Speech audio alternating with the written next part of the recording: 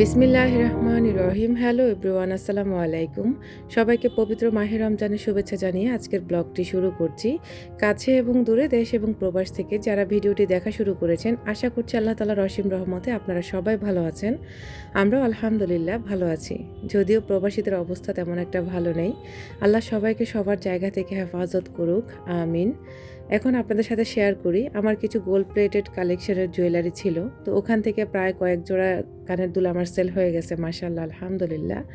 তো এখানে ২ জোড়া অর্ডারই ছিল, এগুলো হচ্ছে আমি রেডি করছি। আর সাথে হচ্ছে আমার কোলবালিশের কাভার ৪ পিস সম্ভবত এখানে। তো আমি এগুলো হচ্ছে এক আপুর জন্য পাঠাবো। আপু আমার থেকে অনেকগুলো বেডশিট নিয়েছেন, তবে আমি আপুকে কোলবালিশের কাভারগুলো দিইনি। আপু প্রথমবার আমার থেকে একটা বেডশিট নিয়েছিল, সেটা থেকে আপু হচ্ছে কোলবালিশের কাভার নেয়নি। তা আমি ভেবেছি আপুর হয়তোবা কোলবালিশের কাভার লাগবে না। তবে কেন জানি আমার মনের ভিতরে একটু খুঁতখুঁত করতেছে যে আপু আমার থেকে ফুল পেমেন্ট দিয়ে বেডশিট নিয়েছে, তবে কোলবালিশের কাভারগুলো তো আমার কাছে থেকেই গেল। আর এতগুলো কোলবালিশের কাভার দিয়ে তো আমার কোনো কাজও নেই। তা আপুকে নক করলাম, আপু বলছে পাঠিয়ে দিতে। উনি শুধু ডেলিভারি চার্জটা পে করে হচ্ছে পার্সেলটা রিসিভ করবে। তো এটা হচ্ছে আমার প্রিমিয়াম একজন কাস্টমার, আলহামদুলিল্লাহ। আপু বনানীতে থাকে, মানে ওনাদের মন মানসিকতা এত ভালো যা আসলে বলে শেষ করার মতো না। মানে এত ভালো মন মানসিকতার কাস্টমার আমার আছে, আলহামদুলিল্লাহ। প্রিমিয়াম কয়েকজন কাস্টমার আমার আছে, মানে এরা এত ভালো, মানে আমার উপর কোনো কমপ্লেন নেই, কোনো ধরনের কোনো কমপ্লেন নাই, মাশাআল্লাহ, আলহামদুলিল্লাহ। তো যাই হোক, আসলে ভালো মানুষ সবসময় ভালোই থাকে, আর এই মানুষগুলোর জন্য পৃথিবী কিন্তু এখনও টিকে আছেন। তো এখন চলে এসেছি আমি আমার রান্নাবান্নার কাজে। তার আগে বলি, আপনারা যারা জুয়েলারি আইটেম নিতে চাচ্ছেন আমার থেকে গোল্ড প্লেটেড শ্রদ্ধা ব্র্যান্ডের, চাইলে আমার স্ক্রিনে দেওয়া নম্বরে আপনারা ইমো হোয়াটসঅ্যাপে নক করে আমার থেকে যোগাযোগ করে এগুলো নিতে পারেন। এগুলো খুবই কোয়ালিটিফুল এবং কি অনেক বেশি টেকসই হবে। আপনি রাফ অ্যান্ড টাফ ইউজ করতে পারবেন এবং কি আপনি চাইলে এগুলো ৩, ৪, ৫ বছর ইউজ করতে পারবেন। কোনো ধরনের রং উঠবে না, কোনো নষ্ট হবে না। তো এখন আমি আমার সংসারের কাজগুলো গুছিয়ে করব। তার আগে আপনাদের কাছে একটু দোয়া চাইব। আমার প্রিয় একজন আপু, তিনি হচ্ছে কাতার থাকে। আমার আরফান যখন অসুস্থ ছিল তখন আপু হচ্ছে আপুদের মাদ্রাসা থেকে কোরআন খতম করিয়েছিল আরফান আরাফের জন্য। আপু কিন্তু সপরিবার সবাই হচ্ছে আপুরা কাতারে থাকে, তো ওখানে মিসাইলের শব্দ, বোমার শব্দে কিন্তু বাচ্চারা অনেক ভয় পাচ্ছে। আপু নিজেও অনেক বেশি আতঙ্কের মধ্যে আপুদের দিন কাটছে। কাতার আমার ভাইও থাকে এবং কি কুয়েতেও সমস্যা। কুয়েতে আমার সকল আত্মীয়স্বজন থাকে, সৌদি আরবেও থাকে, মানে সব জায়গায় থাকে। তো আলহামদুলিল্লাহ, আমি সবাইকে বলবো আপনারা সবাই সকল প্রবাসীদের জন্য দোয়া রাখবেন। আল্লাহ তাআলা যেন সবাইকে সকল বিপদ আপদ থেকে হেফাজত করেন। এই বিশ্বযুদ্ধের এই মিসাইল থেকে, বোমা থেকে সকল প্রবাসী ভাই বোনদের জন্য আপনারা মন থেকে আমিন বলে যাবেন। সবার জন্য নামাজের বিছানায় আপনারা একটু দোয়া করবেন। আল্লাহ তাআলা যেন সবাইকে সবার পরিবার নিয়ে ভালো রাখেন, আমিন। আমি আসলে আপুর মেসেজটা দেখে আমি সত্যি খুব কষ্ট পেয়েছিলাম। আপু গতকালকে আমাকে মেসেজ করেছিল, গত ২ দিন আগে, যেন আপুর জন্য দোয়া করি। আপনারাও সবাই আমার সাথে সাথে আমার প্রিয় বোনটার জন্য দোয়া করবেন। আল্লাহ সকল প্রবাসীদেরকে হেফাজত করুক, আমিন। আপনাদের কাছে একটা রিকোয়েস্ট করব, আপনারা আমার গত ভিডিওগুলোতে তেমন একটা লাইক দেননি, খুব কষ্ট পাই। আপনারা আমাকে এত এত ভালোবাসেন, অল্প কিছু মানুষ লাইক দেন, কিন্তু অনেক মানুষে লাইক না দিয়ে চলে যান যদি আমি একটু উপরে উঠে যাই। আল্লাহ যদি আমাকে উপরে উঠায়, কারোর সাধ্য নাই যে আমাকে নিচে টেনে নামানোর। তো আপনারা সবাই প্লিজ আমার ভিডিওতে একটা লাইক দিয়ে যাবেন, কারণ আপনারা অনেকে লাইক দিতে চান না। যদি আমি সেলিব্রিটি হয়ে যাই কিংবা হচ্ছে আমি একটু উপরে উঠে যাই, তাহলেই তো আপনারা মনে হয় যে হেরে যাবেন, এমন একটা অবস্থা। একটা লাইক দিতে একটা টাকাও খরচ হয় না কিংবা আপনার কষ্টও হয় না।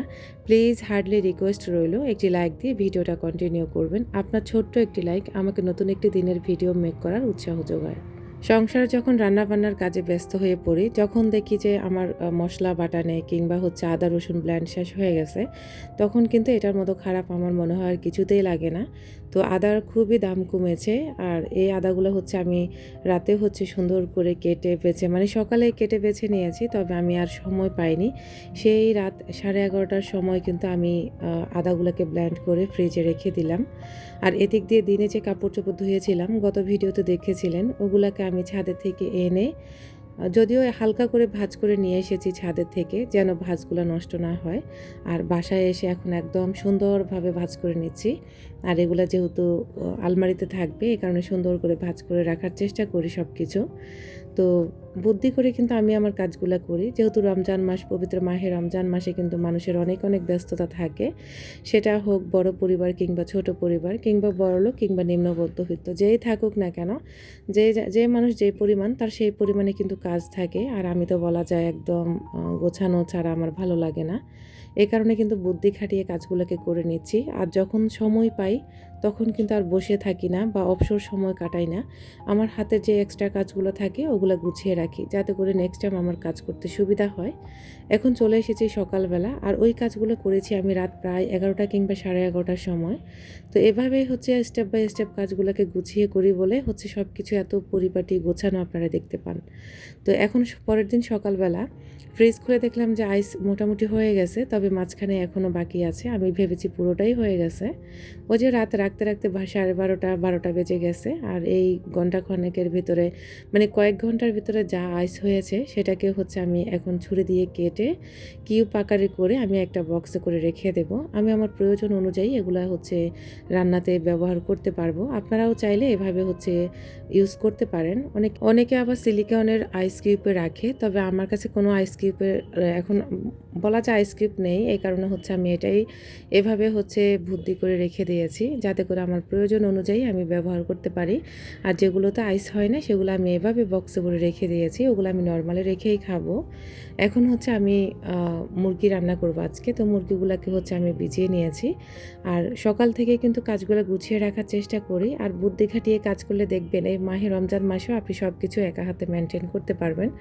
আমার কিন্তু কোনো ধরনের হেল্পিং হ্যান্ড নেই। মাঝে মাঝে খুব কষ্ট পাই, অসুস্থতার ভিতরেও কিন্তু পারি না সবসময় ঘরটাকে পরিপাটি রাখতে। তবে চেষ্টা করি, আলহামদুলিল্লাহ যেভাবে থাকে আলহামদুলিল্লাহ। তবে আমি বলবো একজন সুস্থ মানুষও কিন্তু এত সুন্দর করে ঘর পরিপাটি রাখতে পারে না যা আমি করতে পারি। তবে এগুলা করে করে কিন্তু আমি নিজেকেও নিজে শেষ করে দিচ্ছি এমনটাই মনে হয়। যদিও ছোটোবেলা থেকে হচ্ছে কাজের অভ্যাস আছে। এত ছোটোবেলা আপনারা কেউ কখনো কারো সন্তানকে কাজ করতে দেবেন না। যেটা আমি করেছি, আমি করে আজ পর্যন্ত এখনও ভুগতেছি। তবে আমার খুব ছোটোবেলা থেকে কাজ করেছি, সেটা আসলে নিজের ইচ্ছায় না, বাধ্যগত আমাকে কাজ করতে হয়েছে। যাই হোক, এসব কষ্টের কথা না হয় এই রমজান মাসে নাই বলি। ইনশাল্লাহ কখনো হয়তোবা আপনাদের সাথে আমি শেয়ার করব। এখন হচ্ছে আমি ডালগুলাকে সুন্দর করে বেটে নেব। আমার এই বছর খুব ইচ্ছা ছিল একটা হ্যান্ড ব্লেন্ডার কেনার জন্য, কিন্তু একদিকে করতে গেলে আরেক দিকে হয় না। যদিও আমার কাজ সহজ করার মধ্যে এখন তেমন কিছুই নেই, একটা রাইস কুকারও নেই, গ্যাস নেই, সব কিছু মিলিয়ে আসলে আমার একটা প্যারা যায় একটা চুলার মধ্যে করতে করতে। আর কারেন্টের চুলা একটু লেটই হয়। আর আজকে কিন্তু আমি ইফতার বানাবো, এই কারণে হচ্ছে আজকে সব কিছু আগে থেকে আমি রেডি করে নিচ্ছি। যেহেতু ইফতারের টাইমটা একটু বেশি সময় লাগে, সব কিছু একা হাতে রেডি করাটাও কিন্তু অনেক বেশি কষ্টের এবং কি চ্যালেঞ্জের আমি মনে করব। আমি আমার পরিমাণে যাই করি আলহামদুলিল্লাহ, তবে এগুলাকে গুছিয়ে করা, সব কিছু পরিষ্কার পরিচ্ছন্ন রাখা, এটা কিন্তু একটা চ্যালেঞ্জের ব্যাপার হয়ে যায়। তো আর আমি কিন্তু একদম গোছানো পরিপাটি না হলে আমি ভিডিও করতে মানে আমার ইচ্ছা করে না, কিংবা ভিডিওতে আমি মন বসাতে পারি না। তো আমি আগে থেকে সব কিছু গুছিয়ে তারপরে হচ্ছে ক্যামেরাটা অন করতে পছন্দ করি। যদি আমি আপনাদের সাথে লাইভ কাজ শেয়ার করি, আছে না অনেক আপুরে হেল্পিং হ্যান্ডের মাধ্যমে সব কিছু রেডি করে তারপরে গোছানো সব কিছু শেয়ার করে, আমি আবার ওরকম করি না। আমি আমার কাজগুলোকে লাইভভাবে করি, তবে গুছিয়ে করতে পছন্দ করি। তো এদিক দিয়ে হচ্ছে এই যে এখন আমি ডালের জন্য মানে পেঁয়াজের জন্য সব কিছু রেডি করে নিচ্ছি। আর আজকে কিন্তু ডালের মধ্যে পেঁয়াজ একটু বেশি করে দিয়েছি, কারণ পেঁয়াজের মধ্যে বেশি হলে খেতে মজা হয়। আর আমার ইফতারি বানানোর আজকে একটা রহস্য হচ্ছে, আপনাদের ভাইয়া মানে আমার হাজব্যান্ড, তো ও হচ্ছে একটু অভিযোগই করেছে যে আমি বাসায় ইফতার বানালে একদিন হয়তো বা খেতে তার কাছে ভালো লাগতো। আর আমি আসলে ইফতার বানাই না বাসাতে, যেহেতু খরচটা একটু বেশি হয়ে যায়। গত ভিডিওতে আপুরা বলেছেন বাসায় বানালে ভালো। আর আরেকদিন হচ্ছে বেগুনি বানিয়েছিলাম। তো সেদিন ও বলেছিল যে বেগুনি এমন কেন, মানে বেগুনি ছোট সাইজের হয়ে গেছিলো, ওর কাছে পছন্দ হয়নি। তো যদিও কোনো কমপ্লেন না, তো শুধু এই কথাটাই বলেছে। তো এই কারণে হচ্ছে ও বলেছে যে বেগুনি থাকবে বড় বড় লম্বা লম্বা, দেখতে যেন সুন্দর দেখা যায়। তো আজকে কিন্তু এই বেগুনটা আমি বলা যায় 3 ভাগ করার কথা ছিল, তো 1 ভাগ দিয়ে একদিন বানিয়েছিলাম। তো আজকে কিন্তু এটাকে আর ভাগ করব না, এটা একদম যত লম্বা আছে তত লম্বাতে হচ্ছে আমি বেগুনগুলোকে কেটে নেব। কেটে হচ্ছে আজকে বেগুনি বানিয়ে আমার হাজব্যান্ডকে খুশি করব আর কি। তো আসলে মাঝে, মাঝে একটু হাসিও পায়। কারণ আমার রান্নার প্রতি ওর কখনোই কোনো কমপ্লেইন নেই। কখনোই না যে আমার রান্না খারাপ হয়। আমি যেভাবে রান্না করি, যখন যাই রান্না করি ও খেয়ে ফেলে। আর রান্না খারাপ হলে ও খারাপ বলার আগে আমি নিজে খারাপ বলে দিই। আমি নিজে রিভিউ দিয়ে দিই যে আমার রান্নাটা আজকে খারাপ হয়েছে। তো যাই হোক, এখানে হচ্ছে এই যে আমি বেসন গুলে নিচ্ছি। এখানে একটু চালের গুঁড়া, তারপরে একটু আটার গুঁড়া আর হচ্ছে বেসন দিয়ে, তারপরে হচ্ছে একটু বেকিং সোডা দিয়েছিলাম আর কি। দিয়ে হচ্ছে আমি এভাবে ব্যাটারটাকে রেডি করে নিয়েছি। আর এদিক দিয়ে হচ্ছে আমি অফ ক্যামেরাতে ছোলা বুট আর আলু হচ্ছে সিদ্ধতে দিয়ে দিয়েছিলাম প্রেশার কুকারে। মাত্র ২টা সিটি যাওয়ার পরে আমি বন্ধ করে দিয়েছি। একটা সিটি দিয়েও আপনারা বন্ধ করে রাখতে পারেন। মানে চুলা বন্ধ করে রাখলে এগুলো সুন্দর অনায়াসে হয়ে যায়। তো এখন আমি হচ্ছে আলুগুলোকে ছিলে নেব। আজকে আলুর চপ বানাবো এবং কি বুটের সাথে দেওয়ার জন্য আলুকে সিদ্ধ করে নিয়েছি। তো আমার আসলে এই কাজগুলো আপনারা এত, এত পছন্দ করেন, মাশাআল্লাহ, আলহামদুলিল্লাহ। আমি নিজেও মাঝে, মাঝে অনেক বেশি যখন আমার ঘরটা সুন্দর পরিপাটি থাকে, তখন মাশাআল্লাহ বলি যে মাশাআল্লাহ, আলহামদুলিল্লাহ। নিজেকে মানে সান্ত্বনা দিই। তারপরেও এই কাজগুলো করে, করে নিজে অনেকটাই অসুস্থ হয়ে যাই। তো এই অসুস্থতার বা এই ঘর গোছানোর শেষ কোথায় আমি জানি না। যত বেশি গোছাই ততই মনে হয় গোছাতে ইচ্ছে করে। তো এদিক দিয়ে হচ্ছে আমি ছোলা বুট সিদ্ধ করে নিয়েছি আর আলুগুলোকে দিয়েছি। আর বেশি একটা বানাবো না, খুবই অল্প, অল্প করে বানাবো। এই ৪টা ৬টা বানাতে, বানাতে দেখা গেছে অনেকগুলো হয়ে যায়। আর এদিক দিয়ে আলুগুলোকে আমি একটা স্টিলের গ্লাস দিয়ে ম্যাশ করে নিয়েছি। ম্যাশ করে নিয়ে আমি ওই দিক দিয়ে আলুর চপের জন্য ওগুলো রেখেছি। আর এদিক দিয়ে হচ্ছে আমি ছোলা বুটগুলাকে রান্না করে নিচ্ছি। তো আমার ছোলা বুট রান্নাটা আপনাদের কাছে কেমন লাগে অবশ্যই কমেন্ট করবেন। তবে আমি আমার মতো করে রান্নাবান্না করতে পছন্দ করি। আমি যে কারো রেসিপি ফলো করে রান্না করি কিংবা কোনো আপুদেরকে রেসিপি শিখাই তেমন না।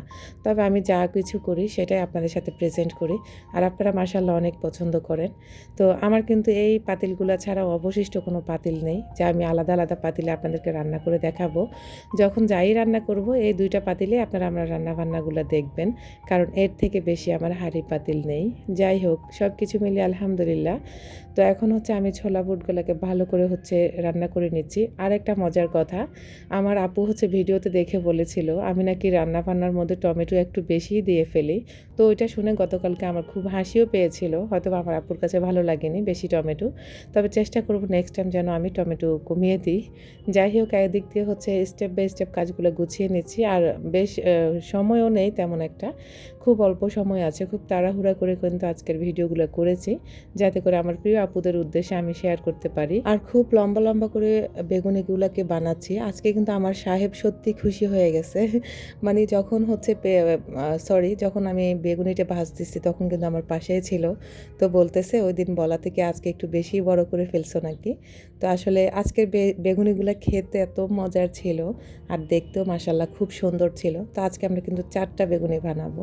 বেশি না, শুধুমাত্র ৪ জনের জন্য ৪টা, যদিও আসলে ওরা খায় না। যেমন বাচ্চারা আছে না যে রান্না করছে, টেনে, টেনে নিয়ে খাচ্ছে, আমার বাচ্চারা ওরকম না। আর আরফান তো রোজা রাখে, আরাফ তো মোটেও খাবে না।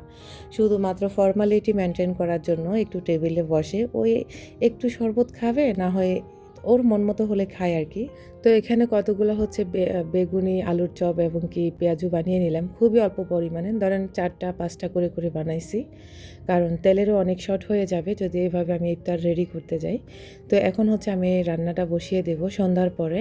তো ওই যে একটা পাতিলে করে রান্না করতে, করতে মাঝে, মাঝে বিরক্তও লাগে যে একটা পাতিল বারবার হচ্ছে ধোয়া, আবার আরেকটা আইটেম বসানো। সব কিছু মিলিয়ে আসলে মাঝে, মাঝে খুব মানে কেমন জানি লাগে। তো যাই হোক, এখন হচ্ছে আমি রান্নাটা করে নেব। এখানে হচ্ছে মুরগি দিয়ে আজকে গোল আলু দিয়ে রান্না করে নেব। তো মুরগিটা কিন্তু আমার ছেলেদের ভীষণ পছন্দের একটা খাবার। তো এদের জন্য রান্না করে নিচ্ছি। আর আজকের ভিডিও আমি এখানেই শেষ করব। দেখা হবে নতুন কোনো ভিডিওতে। পরবর্তী অংশ কিন্তু আপনাদের সাথে আর শেয়ার করতে পারিনি। তার জন্য আন্তরিকভাবে দুঃখিত। আজকের মতো এখানেই বিদায় নিচ্ছি। আল্লাহ হাফেজ। আসসালামু আলাইকুম।